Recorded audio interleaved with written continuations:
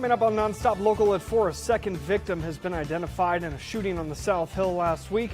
We have the latest details as this case unfolds. And a child finding this, a live grenade.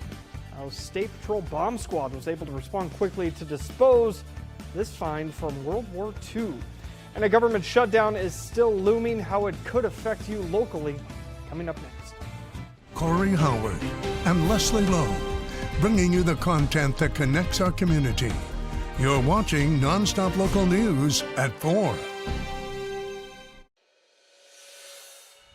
The bill extends government funding indefinitely so Donald Trump and Russ Vought never have to worry about Congress again. There's a very simple way to avert a shutdown. It starts with Republicans working with Democrats to hammer out a solution. Good afternoon. Welcome to NonStop Local at 4. A tense situation in D.C. today as the government is just hours from the deadline before a shutdown. Both sides of the aisle standing firm on what they want in this continuing resolution to fund the government through November. Some local places who will still be open, like airports, could feel the strain if that shutdown happens. NonStop Local's Jared Cottingham has the details on how the shutdown could have a significant impact here locally. Jared?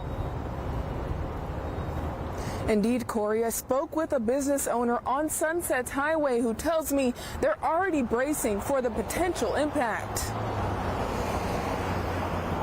The government shutdown means essential employees, including service members at Fairchild, work without pay, while non-essential civilians are furloughed. Washington has more than 100,000 military members and about 22,000 federal civilian workers in eastern districts at risk. Idaho has another 10,000 troops. The last shutdown in 2018 lasted 35 days, stalling pay and straining communities. Today, businesses like La Presa on Sunset Highway and even at the Spokane airport could feel the pinch if it drags on. We rely a lot on the base, and a lot of those guys, they definitely keep us going. So we'll definitely feel it here in these next few weeks. Hopefully it's a shorter stay than other times, but we'll all feel it regardless. And stay with me at 5. You'll hear more from business owner Clint Hernandez just about how impactful having the Air Force Base nearby really is. Live in Spokane, Jared Cottingham, NonStop Local. Thanks, Jared. And the Tri-Cities could also see some impacts. We spoke with Airport Director Robert Hodgman, who says he has been in contact with the TSA. The airport is currently not expecting any delays if there is a shutdown. The Washington State Department of Transportation did say there could be a halt to some projects that started earlier this month in the area, but work will resume once the government opens back up. The DOT says they have been reimbursed for halted projects during past shutdowns. The Washington State minimum wage is set to increase in the new year. The wage will go up to $17.13 an hour starting January 1st. That's a 2.8% increase from this year.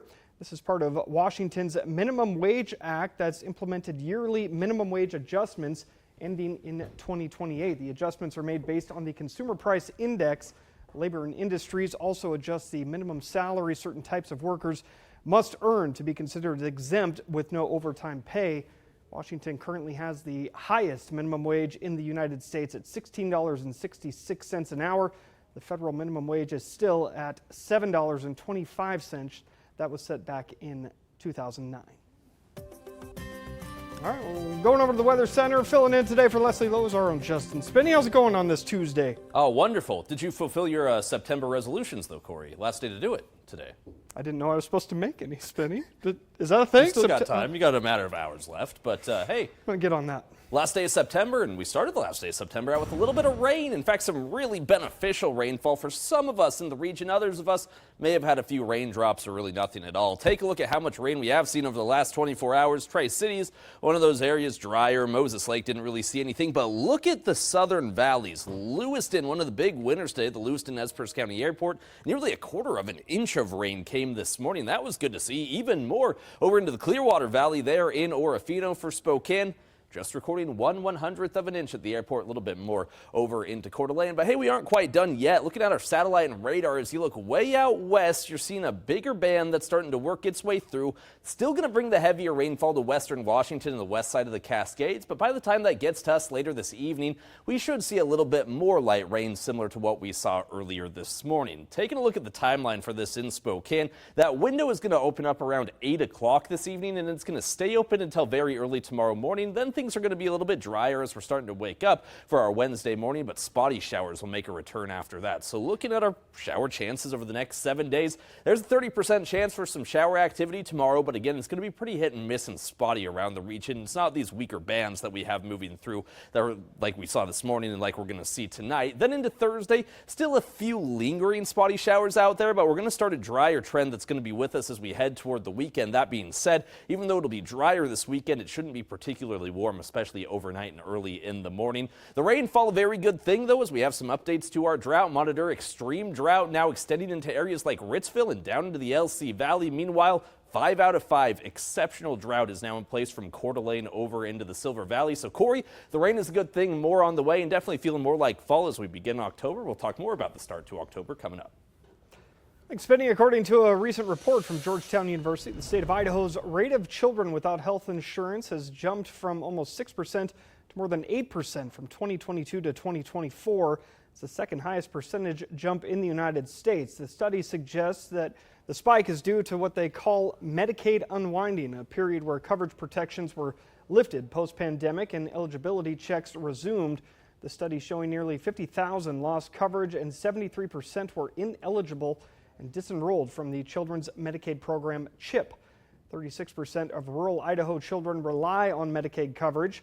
The study predicts numbers could climb higher as Medicaid tax credits are cut. In Grant County, a 3-year-old boy found a live hand grenade in his family's front yard in Heartline. This here is the actual grenade that was found. The sheriff's office says the boy found it last night and brought it into his parents, who called 911. The Washington State Patrol bomb squad was asked to help out, and they determined it was a live grenade. The bomb squad removed it to a rural area and disposed of it. Deputies say the grenade was the type used in World War II and had been exposed to the elements for a long time. Still not clear how it ended up in the family's front yard or how long it had been there, but that investigation is still ongoing. Also out of Grant County, a quick update on a story we brought you yesterday on that man who barricaded himself in a home in Cooley City. 47-year-old Kelly Joe Blackburn of Moses Lake was wanted on a felony warrant for rape. The sheriff's office says they were notified by Pasco police about Blackburn's warrant, and then a tip yesterday afternoon led deputies to the home where he refused to come out. He was found hiding beneath a pile of clothes in the home. He was taken to the Grant County Jail and will be sent back to Pasco to face the rape charge. New information on a shooting on Spokane's South Hill last week that left 2 people dead and 1 critically injured. Spokane County Medical Examiner confirmed 37-year-old Terrence Wallet and 20-year-old Emilio Vasquez both died of multiple gunshot wounds, the matter of death being homicide. We still don't know anything about that third victim except that they were taken to the hospital and were in critical condition at last update. According to FEMA, a hacker stole sensitive data from their employees and from Border Protection. IT officials at the Department of Homeland Security responded after the weeks-long hacking incident. FEMA says the hacker had deep access to one of their networks that oversees operations. Secretary Kristi Noem announced the firing of 24 FEMA IT employees, saying severe lapses in security allowed a breach to happen, most likely referring to this incident. It's not immediately clear who carried out the attack. Spokane Public Schools and Parks and Recreation are hosting another town hall tonight ahead of November's elections, when the Together Spokane initiative will be on the ballot. This is part of 4 regional town halls aimed to share information and answer community questions about the initiative. The town hall will be in the Shadle Park High School Auditorium on Ash Street. Spokane Public Schools Superintendent Adam Swinyard and Parks Director Garrett Jones will be hosting the meeting. It starts at 6 o'clock, and we will be covering it for you here on NonStop Local. We also have a special report on our broadcast airing tonight on NonStop Local at 6:30. Kevin Coe, who is believed to have been responsible for dozens of rapes but was charged with just 6 and convicted of only 4, now could be released after serving 25 years in prison and 17 in state custody. This half-hour special will provide details on the timeline of the crimes, the effect on the community, and what's next as that court date approaches. The special will be broadcast regionally for our Central Washington viewers as well. Sharing the good with you tonight, Kootenai County's new Veterans Treatment Court is hosting a graduation to mark the completion of the program for its first ever participants. The Veterans Treatment Court was established last year for veterans who come into the criminal justice system by recognizing the unique challenges they face. The program uses treatment, accountability, and community support to help veterans restore stability in their lives and reintegrate successfully into society. The ceremony is open to the public and will be at the Kootenai County Courthouse on October 14th at 3 o'clock in the afternoon. So to come here on NonStop Local at 4. Major League Baseball playoffs started today in a classic rivalry to be part of postseason baseball, and the Yankees are making sure they've got a true home field advantage. We'll talk about that. Yeah, short home runs there at Yankee Stadium, Corey. But hey, taking a look outside right now, we're talking about pretty clear conditions, and then as we start to look ahead, the rainfall is going to move back in, and it's not too far away. We're talking more about the timing of those rain showers when we come back.